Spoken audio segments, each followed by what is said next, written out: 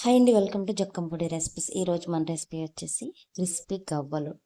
చాలామంది బెల్లం గవ్వలు చేయాలంటే మైదా పిండితో భయపడిపోతూ ఉంటారు, ఎందుకంటే అవి పేలుతాయని. కానీ అలా పేలే పని లేకుండా చక్కగా క్రిస్పీగా నోట్లో ఇలా వేసుకుంటే అలా కరిగిపోయి గవ్వలు అనేవి ఎలా చేసుకోవాలి ఏంటనేది ఈ చిన్న చిన్న టిప్స్ అనేవి ఫాలో అవి చేసేద్దాం వచ్చేయండి. చూడండి ఎంత క్రిస్పీగా వచ్చాయో, చాలా రుచిగా టేస్టీగా కూడా ఉన్నాయి. మనకి అస్సలు పేలకోకుండా ఉత్తి మైదా పిండితో ఎలా చేసుకోవాలి ఏంటనేది ఈ వీడియోలో చూపిస్తాను. ముందుగా ఒక బౌల్ తీసుకొని జల్లెడ అనేది తీసుకోండి. మనం మైదా పిండిని జల్లించుకుందాం. అందులో మురుము అనేది ఉంటుంది. ఒక్కొక్కసారి మీకు కేజీ పిండికి వచ్చేసి కొలతలు అనేవి చెప్తున్నాను. నేను కొలిచి కూడా చూపిస్తాను మీకు. 6 కప్పుల వరకు నాకు కేజీ పిండి అనేది అయ్యింది. ఈ మైదా పిండిని ఇలా కొలుచుకున్న తర్వాత ఇప్పుడు మొత్తం కూడా జల్లించుకున్నాం. ఎందుకంటే జల్లించకపోతే ఇందులో ఒక్కొక్కసారి మరుము అనేది ఉంటుంది, ఒక్కొక్కసారి మనకి చిన్న చిన్న పురుగులు అనేవి వస్తాయి అన్నమాట. అందుకనే కంపల్సరీ జల్లించాలి. ఇప్పుడు ఈ పిండి మొత్తాన్ని కూడా నేను ఇలా జల్లించేసుకున్నాను అనమాట. ఇలా జల్లించుకొని నేను ఇందులో గోధుమ పిండి గట్ట ఏం కలపట్లేదండి. ఇప్పుడు ఇదిగోండి పిండి మొత్తాన్ని కూడా ఇలా జల్లించేసుకున్నాం కదా. ఇప్పుడు ఇందులో మన దగ్గర సూజీ రవ్వ అని ఉంటుంది కదా, ఉప్మా రవ్వ. ఆ రవ్వ వచ్చేసి 1 కప్పు వరకు తీసుకోండి. ఈ రవ్వ వేయడం వల్ల గవ్వలు అనేవి మనకి చాలా క్రిస్పీగా కరకరలాడుతూ వస్తాయి అన్నమాట. ఇప్పుడు ఇలా వేసేసిన తర్వాత అలా వదిలేయద్దండి, మొత్తం కూడా బాగా కలిసేటట్టు కలుపుకోవాలి. ఎందుకంటే మనం ఇందులో వాటర్ పోసేటప్పుడు ఆ ఉప్మా రవ్వ అనేది మనకి దగ్గరికి వచ్చేస్తూ ఉంటుంది, ఉండలు ఉండలు కట్టేసి. అలా కాకుండా మొత్తం కూడా బాగా కలిసేటట్టు ఇలా కలిపేసుకోండి. ఇలా కలిపేసుకొని పక్కన పెట్టేసుకొని ఇప్పుడు గ్యాస్ వెలిగించుకొని ఒక బౌల్ అనేది పెట్టుకోండి. ఇప్పుడు ఇందులో డాల్డా కానీ లేదా ఆయిల్ కానీ వేసుకొని ఒక 100 గ్రాముల వరకు బాగా హీట్ చేయండి. మనకి గవ్వలు అనేవి మైదా పిండితో చేస్తే పేలుతున్నాయి అని అన్నారు కదా, అలా పేలకోకుండా ఉండాలంటే ఇందులో ఆయిల్ కానీ లేదా డాల్డా కానీ, మీకు డాల్డా ఇష్టం లేకపోతే ఆయిల్ అయినా 100 గ్రాముల వరకు తీసుకొని బాగా ఇలా కాచేయండి. డాల్డా అయితే కొంచెం హీట్ చేస్తే సరిపోతుంది, అదే ఆయిల్ అయితే కొంచెం ఎక్కువగా మరిగించాలన్నమాట. ఇలా మరిగించుకున్న ఈ డాల్డాని తీసుకొని ఇప్పుడు మనం ముందుగా కలిపి పెట్టుకున్న పిండి ఉంది కదండి, ఆ పిండిలో వేసేసుకుందాం.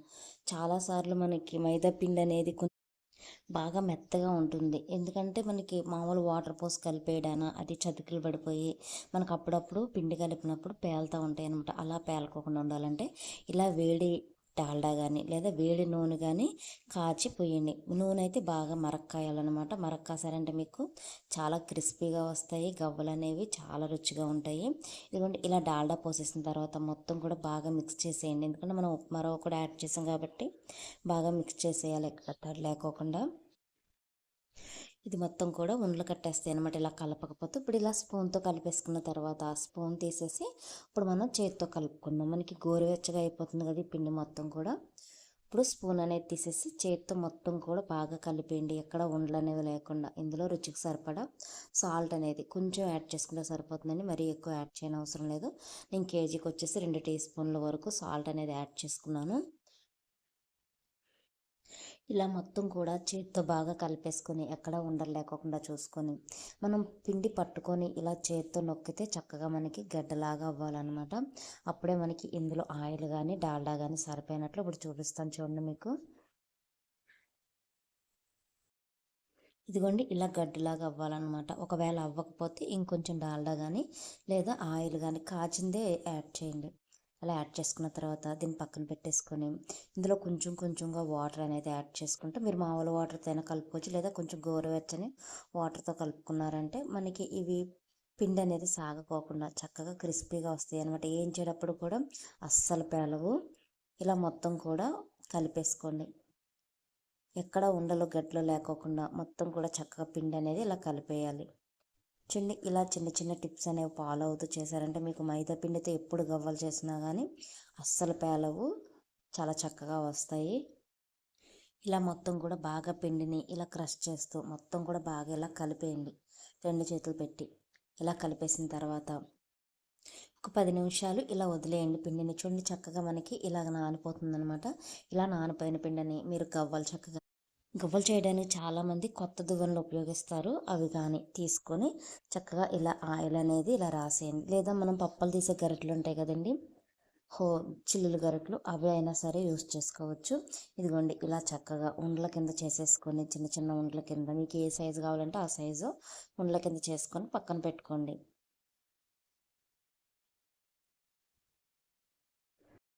ఇప్పుడు మనం చేసిన పిండి ముద్దను తీసుకుని చక్కగా ఇలా గవ్వల చెక్క పైన పెట్టేసి ఇలా రుద్దేయండి. చూడండి మనకి చక్కగా గవ్వలు అనేది ఇలా వస్తాయి అన్నమాట. ఇలా రౌండ్గా చుట్టుకొని సరే ఎంత చక్కగా వచ్చాయో. ఇలా మొత్తం పిండినంతటిని కూడా ఉండల కింద చేసేసుకొని చక్కగా ఆ ఉండల్ని ఇలా గవ్వల చెక్క పైన పెట్టేసి ఇలా గవ్వల కింద చేసేయండి. ఇవి విడివిడిగా చక్కగా పళ్ళెంలో ఆరబెట్టేయండి. ఇలా ఆరబెట్టేసారంటే మనకి ఇవి చాలా క్రిస్పీగా వస్తాయి అన్నమాట. ఆరే కొద్దీ కూడా చాలామంది ఆరిపోతే మనకి ఇవి గట్టిపడిపోయి పేలుతాయని భయం పడుతూ ఉంటారు. అలా భయపడే పని లేదండి. మనకి ఆరితేనే చక్కగా క్రిస్పీగా ఫ్రై అవుతాయి, తొందరగా కూడా కుక్ అయిపోతాయి. చూడండి ఇలా ప్లేట్లో విడివిడిగా ఆరబెట్టండి, ఒకదానిపైన ఒకటి వేయకోకుండా. మనకి ఇలా విడివిడిగా ఆరబెడితే చక్కగా అవి ఆరిపోతాయి అన్నమాట. ఇప్పుడు గ్యాస్ వెలిగించుకొని ఒక కళాయి పెట్టుకుందాం. ఈ కళాయి కొంచెం హీట్ అయిన తర్వాత డీప్ ఫ్రైకి సరిపడా ఆయిల్ అనేది ఇందులో వేసుకోండి. ఈ ఆయిల్ అనేది బాగా మరిగించిన అవసరం లేదు, మనకి కాగితే సరిపోతుంది. ఇలా కాగిన తర్వాత ఇప్పుడు మనం గవ్వలు అనేవి ఆరబెట్టి పక్కన పెట్టుకున్నాం కదండి, ఆ గవ్వల్ని కొంచెం కొంచెంగా వేసి ఫ్రై చేసుకుందాం. మనకి వేడి నూనెలో వేయగానే గవ్వలు అనేవి అప్పుడు దాకా అతుక్కున్నా కానీ వేడి నూనెలో వేయగానే మనకి చక్కగా విడివిడిగా వచ్చేస్తాయి అన్నమాట. ఇవి చూడండి మనం వేడి నూనెలో వేసేసాం కదా, ఇప్పుడు గరిటె పెట్టి ఇలా కలుపుకుంటే చక్కగా దేనికది విడిపోతున్నాయి చూడండి. మనకి అతుక్కున్నా కానీ వేడి నూనెలో వేయగానే అవి విడిపోతాయండి, కంగారు పడే పని లేదు. ఇప్పుడు చక్కగా ఇలా కలుపుకుంటూ ఫ్రై చేసుకోండి హై ఫ్లేమ్లో పెట్టేసి. మనకి గవ్వలు అనేవి అస్సలు పేలవు. మొదటి చిట్కా వచ్చేసి మనం డాల్డా కానీ లేదా ఆయిల్ కానీ ఎక్కువ హీట్ చేసి పోయాలి. మనం పిండి కలిపేటప్పుడు ఎప్పుడైనా సరే అది మంచిగా కలిసిందా లేదా, ఎక్కడైనా ఉండలు గెట్లు గట్ట ఉన్నాయో చూసుకోవాలి. ఇది వచ్చేసి రెండో చిట్కా. ఎందుకంటే ఎక్కడైనా పిండి కానీ కలవకపోయినా ఉండలు గెట్లు కానీ ఉన్నా కానీ మనకి ఒక్కొక్కసారి గవ్వలు అనేవి పేలుతూ ఉంటాయి. అలాగే పిండి కూడా మనకి మరీ మెత్తగా ఉంటుందండి మైదా పిండి అనేది. అందుకే కొంచెం సేపు కలిపిన తర్వాత అలా నాననివ్వాలన్నమాట. ఒక అరగంట కానీ ఒక పావు గంట కానీ నానితే మనకి చక్కగా గవ్వలు అనేవి అస్సలు పేలవు. ప్లస్ మనకి గవ్వలు అనేవి చాలా కరకరలాడుతూ వస్తాయి అన్నమాట. ఈ చిన్న చిన్న టిప్స్ అనేవి మీరు ఫాలో అయ్యి చేశారంటే గవ్వలు అనేవి అద్భుతంగా వస్తాయి అన్నమాట, అస్సలు పేలవు. ఇదిగోండి వీటన్నిటిని కూడా తీసేసి మిగిలిన వాటిని కూడా ఇలాగే మొత్తం ఈ ఆయిల్లో వేసుకొని ఫ్రై చేసేసుకుందాం. ఇంకోండి మనకి గవ్వలు అనేవి చక్కగా ఇలా వస్తాయి అన్నమాట, కరకరలాడుతూ. మొత్తం అన్నిటినీ కూడా నేను ఇలాగే ఫ్రై చేసుకొని ఒక ఎడల్పాటి బేసన్లో వేసేసాను. అవి మనకి హీట్ ఉంటాయి కదండి, కొంచెం చల్లారుతాయి అన్నమాట. ఇలా వెడల్పాటి ప్లేట్లో వేసి ఆరబెట్టేయండి. ఇప్పుడు చూడండి మీకు ఎంత క్రిస్పీగా వచ్చాయో చూపిస్తాను. ఇదిగోండి ఒక గవ్వ తీసుకుని చక్కగా ఇలా నలిపితే నలిగిపోవాలన్నమాట. మనం చేత్తో గవ్వ నలిపితే ఒక్కొక్కసారి మనకి ఎంత గట్టిగా అయినా సరే అది నలగదనమాట, గట్టిగా బిగుసిపోయి రాయిలాగా అయిపోతుంది. కానీ ఈ టిప్స్తో ఈ పద్ధతిలో కనుక మీరు చేశారంటే అద్భుతమైన గవ్వలు అనేవి ఎంజాయ్ చేస్తారు. ఇప్పుడు వేరొక బౌల్ పెట్టేసుకుని మనం 6 కప్పులు మైదా పిండికి వచ్చేసి మనకి 3 కప్పుల వరకు బెల్లం అనేది తీసుకుంటే సరిపోతుంది. అదే మీకు కేజీ కొలతల్లో చెప్పాలంటే కేజీ పిండికి వచ్చేసి అరకిలో వరకు బెల్లం అనేది తీసుకుంటే సరిపోతుంది కరెక్ట్గా తీపి అనేది తినేవారికి. అదే కొంచెం తక్కువ తినేవారికి అయితే 2.5 కప్పుల వరకు వేసుకుంటే సరిపోతుంది. ఇదిగోండి నేనైతే 3 కప్పుల వరకు ఇలా బెల్లం అనేది ఇందులో వేసేసాను. ఇలా వేసేసుకొని ఇప్పుడు ఇందులో మనం పాకం పట్టడానికి కొంచెం వాటర్ అనేది యాడ్ చేసుకోండి.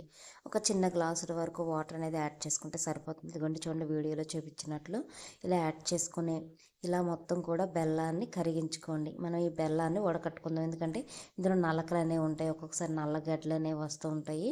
అందుకని బెల్లాన్ని ఎప్పుడైనా సరే వడకట్టుకుంటే మనకి చక్కగా ఇందులో ఇసుక కానీ నల్ల పెడ్లు కానీ లేకోకుండా వస్తాయి అన్నమాట. ఇదిగో చూడండి అక్కడక్కడ నల్ల పెడ్లు కూడా ఉన్నాయి. కొంచెం కరిగిన తర్వాత మీరు వడపోసుకోవాలి. మనకి ఎక్కువ హీట్ అయిందంటే వడపోయడానికి రాదు. ఇదిగోండి ఇలా చక్కగా మనకి కరిగిపోయిన తర్వాత ఒక స్ట్రైనర్ తీసుకోండి, వేరొక బౌల్ పెట్టేసుకొని పాక మనం ఆ బౌల్లో కూడా ప్రిపేర్ చేసుకోవచ్చు అనమాట. ఇదిగోండి ఇలా చిన్న చిన్న గెట్లు ఉన్నా కానీ వీటిని మనం గరిటె పెట్టైనా సరే ఇలా నలిపేయచ్చు. చక్కగా మనకి బెల్లం అనేది కిందకి దిగిపోతుంది. ఇలా మొత్తం కూడా ఇలా చేసేసిన తర్వాత అదే బౌల్లో మనం పాకం అనేది పట్టుకుందాము. మనం ఎందుకంటే గవ్వలు అనేవి ఇందులో వేయం కదండి, ప్లేట్లో ఆల్రెడీ ఈ పాకం అనేది పోసేస్తాం కాబట్టి మనం ఏ బౌల్లో అయినా సరే పాకం అనేది పట్టుకోవచ్చు, మనకు పెద్ద బౌల్ అవసరం లేదు. పాకం అనేది మనకి ఇలా వస్తుందన్నమాట. ఇలా కలిపేసుకొని గ్యాస్ వెలిగించుకొని ఇప్పుడు మనం పాకం అనేది ప్రిపేర్ చేసుకుందాము.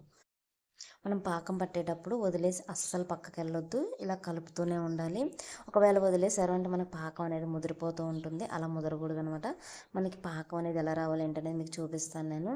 ఇదిగోండి, ఒక బౌల్లోకి వాటర్ తీసుకొని మనకి ఇలా నురగొచ్చిన తర్వాత కొంచెం కొంచెంగా ఈ పాకం అనేది తీసుకొని ఇలా వాటర్లో వేసుకొని ఇలా మనకి చక్కగా గడ్డ అనేది అవుతుందో లేదో చూడండి. మరి గట్టిగా కాకుండా జ్యూసీలాగా ఉండాలన్నమాట ఆ గడ్డ కూడా.